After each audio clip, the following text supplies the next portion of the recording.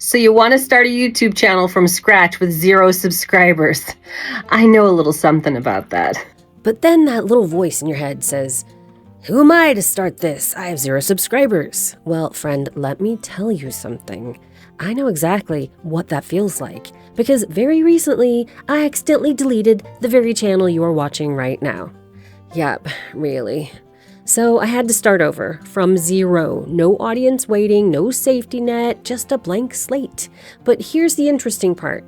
I started rebuilding this channel 3 weeks ago, and we already have over 16.9 thousand views. So yes, I know a little something about starting a YouTube channel with 0 subscribers.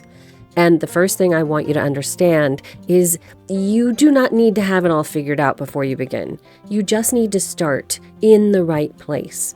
And the right place is step 1. Pick a clear lane. When someone lands on your channel, they should be able to answer one simple question immediately. Why should I subscribe to this channel? Not in a complicated way, in a clear way. Your lane might be cooking. It might be gaming. It might be YouTube tips. It might be cozy vlogs, acting advice, dog mom, life, budgeting, homeschooling, or storytelling. But if your channel is about everything all at once, people get very confused.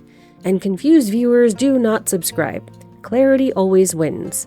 So now before we go further, if you want to build a YouTube channel from scratch, step by step, subscribe and hit the notification bell so you don't miss any of the next videos in this series.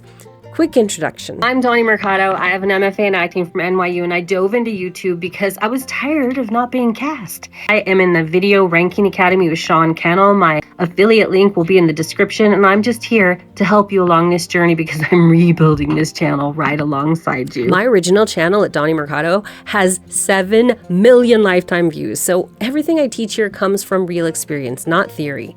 And in the next video, I'm going to show you the second step that beginners get completely wrong when starting YouTube, because it has nothing to do with cameras or editing.